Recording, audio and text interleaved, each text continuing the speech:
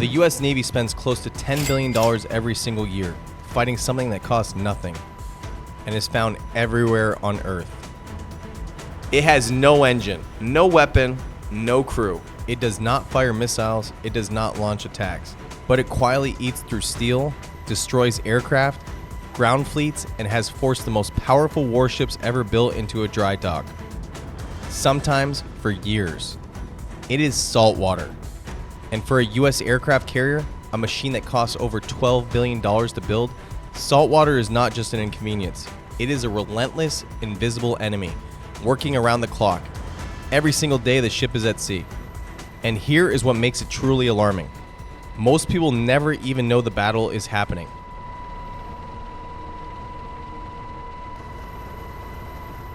A US aircraft carrier is the most powerful and most expensive warship in human history. It carries fighter jets, nuclear reactors, and thousands of sailors. It projects American power to every corner of the world.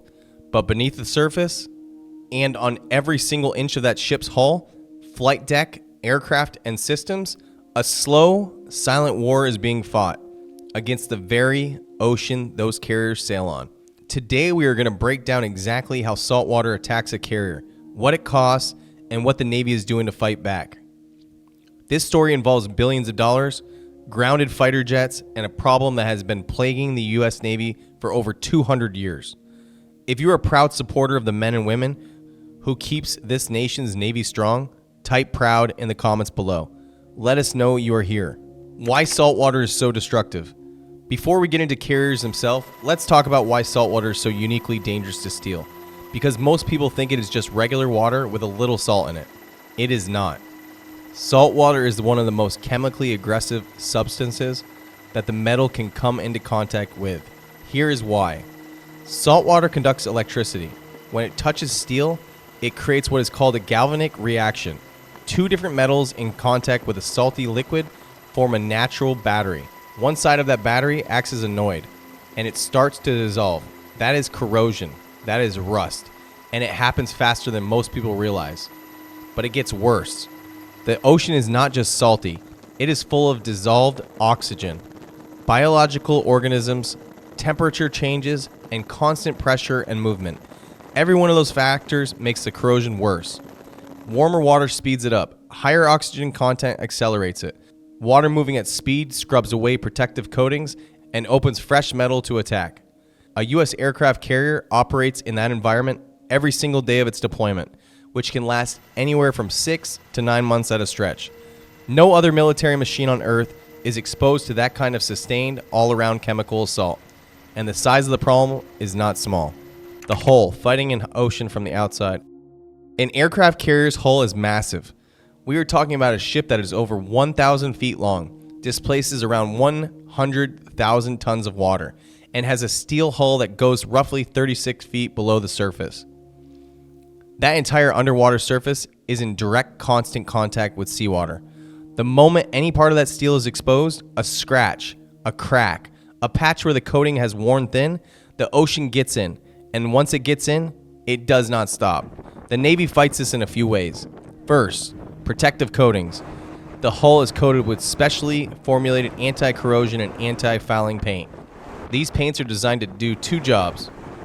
One, they create a physical barrier between the steel and the water. Two, they prevent sea life, barnacles, algae, organisms, from attaching to the hull. Because when sea life grows on the hull, it holds moisture against the steel constantly, making corrosion dramatically worse. The Naval Sea Systems Command, known as NAVSEA, has been developing and updating these paint systems for over 100 years. In December 2024, NAVSEA published an updated performance specification for ship hull paint systems, continuing a continuous effort to stay ahead of the corrosion problem. But paint is not enough on its own. Paint wears, paint cracks, paint flexes when a 5,000-ton ship moves through heavy seas. When it cracks, seawater gets in. So the Navy also uses a system called Impressed Current Cathodic Protection, or ICCP. This is a system that runs a controlled electrical current through the hull. It works by reversing the electrochemical process that causes corrosion. Instead of the hull acting as the anode, the piece that dissolves, the system forces it to act as a cathode. which is the piece that is protected. The Navy also uses physical sacrificial anodes, blocks of zinc bolted directly to the hull in the most vulnerable spots around the propellers, along the waterline, near the rudder. These zinc blocks are designed to corrode instead of the steel. They sacrifice themselves so the hull survives. Those zinc blocks have to be replaced regularly. When they are gone, the steel becomes the next target. The cost of all of this, the coatings, the cathodic protection, the inspections, the replacements, runs into hundreds of millions of dollars per carrier over its lifetime. And that is before we even talk about what happens above the waterline. The flight deck and superstructure, the battle above the water. Most people think the danger from saltwater ends at the waterline. It does not come close to ending there. A carrier at sea is surrounded by constant haze of salt spray, sea mist, and humid salt air. That salty air reaches every surface on the ship. The flight deck, the island structure, the hangar bay, the pipes, the wiring, the ventilation system, the doors, the ladders, everything. Salt does not need to be liquid to cause damage. Salt particles in the air settle on every surface and start drawing moisture from the air. That moisture, combined with the salt, starts the same corrosive process as direct contact with water. The flight deck alone is a unique battlefield.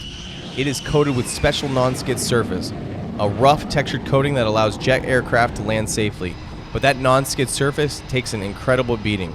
Jet exhaust, aircraft tires, arresting wire impacts, fuel spills, and constant saltwater exposure. When the non-skid wears down, the steel underneath is exposed. When the steel is exposed, it rusts. And a rusted or degraded flight deck is not just a maintenance problem, it is a safety problem.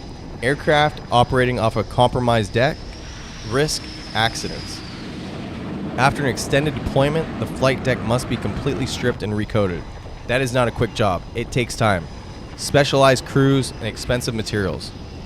When the USS Gerald R. Ford recently returned from an extended deployment, one of the major maintenance items listed was stripping and reapplying the flight deck's non-skid coating, alongside hull corrosion treatment. The ship is expected to be in maintenance through 2027 or 2028 as a result. That is a year of downtime for one ship. Now here is where the story gets even more serious, and a lot of people do not know this part at all. The saltwater problem does not just attack the carrier itself. It attacks every single aircraft sitting on that carrier. And those aircraft, the fighter jets, the helicopter, the support planes, those are worth hundreds of millions of dollars each. The damage being done to them while they sit on a carrier deck is staggering. The aircraft fighters being eaten alive at sea. When a carrier is at sea, the aircraft on the flight deck and in the hangar bay are living in what naval engineers describe as an extremely aggressive corrosion environment. Salt spray hits them constantly. The hangar bay is not fully sealed. It breathes with the ocean. Humidity levels are high around the clock, and the aircraft cannot simply be moved somewhere safe and dry. They have to be ready to launch a moment's notice. And the aircraft cannot simply be moved somewhere safe and dry. They have to be ready to launch at a moment's notice. The FA-18 Super Hornet is the Navy's primary carry-based fighter. It is the backbone of the carrier aviation, and it has the highest total corrosion cost of any aircraft in the entire Department of the Navy. Between fiscal year 2017 and fiscal year 2020, the Navy spent over $2 billion dealing with corrosion damage specifically on the FA-18 fleet. $2 billion in just 3 years on one aircraft type. The Navy's own expert described the situation this way: corrosion is almost like a cancer. If nothing is done to stop it, it keeps going until it's too late to fix. That quote came from a Navy chemist who spent over 2 decades studying exactly this problem. But the Super Hornet is not the only aircraft under attack. The F-35C is the Navy's newest carrier-based fighter, a 5th-generation stealth jet. Its stealth capability depends on a specially designed radar-absorbing coating on its skin. If that coating is intact, the aircraft is largely invisible to enemy radar. If it degrades, the aircraft lights up. Here's what the Navy discovered when it began operating the F-35C from the carrier decks. The stealth coating degrades faster than expected. In the carrier environment, the salt air, the humidity, the heat from the flight deck, and the jet exhaust, all of it breaks down the coating at a faster rate than engineers originally planned for. The result? In one recent fiscal year, the F-35C's actual mission capable rate sat 51% below the aircraft's objective performance target. 51%. That means the Navy's newest, most advanced carrier jet was performing at barely half of where it needed to be. That is not a small problem. That is a readiness crisis. And Saltwater is one of the primary drivers. The Fleet Readiness Center Southeast, based in Jacksonville, Florida, has become dedicated repair hub for F-35 corrosion damage. When the aircraft goes in for corrosion repair, the standard turnaround used to take 180 days, 6 months per aircraft. Through dedicated engineering work, they reduced that to approximately 60 days. But even 60 days is 2 months of a fighter jet sitting out of service because of salt. The number is what this is actually costing. Let's put this in plain numbers because the scale is hard to grasp. The Department of the Navy, which includes the U.S. Navy and the Marine Corps, spends an estimated $10 billion per year on corrosion. That number comes from Navy's own internal cost estimates, adjusted for inflation for 2023 dollars. To put that in perspective, the USS Gerald R. Ford, the most expensive ship ever built, cost $12.8 billion to construct. The Navy spends nearly that much every single year just fighting corrosion across its fleet. Of that $10 billion annual bill, ships account for the largest single share, estimated at around $3.2 billion per year. Naval aviation comes in at over $3.7 billion per year. Marine Corps ground vehicles and facilities account for the rest. Corrosion alone accounts for more than 27% of all maintenance spending in the naval aviation. That means more than 1 out of every $4 spent on maintaining Navy aircraft goes directly to fighting the effects of saltwater and the marine environment. The Department of Defense own 2021 Corrosion Prevention and Control Strategy confirmed that corrosion maintenance generates 11 million hours of repair time and lost flight time annually across the Navy alone. 11 million hours every year. That is not just money. That is sailors working. That is aircraft sitting on the ground instead of flying missions. That is readiness being drained quietly while no one fires a single shot. Conclusion. The men and the women of the U.S. Navy do something extraordinary. They take the most powerful warships ever built, machines that represent the best of American engineering and American resolve, and they sail them directly into the ocean's harshest conditions, day after day, month after month. They fight the weather, they fight adversaries, and they fight an enemy that most people never think about. One that has no commander, no headquarters, and no agenda, but costs more than almost anything else the Navy faces: saltwater. It is not glamorous, it is not on the news, but is one of the defining challenges of keeping a U.S. carrier fleet ready to defend the nation. The next time you see footage of a carrier battle group underway, remember what is happening beneath the surface. Remember the sailors grinding rust. Remember the engineers developing coatings in labs. Remember the maintenance crews working around the clock in shipyards across the country. They are all part of the same fight, and the fight never stops.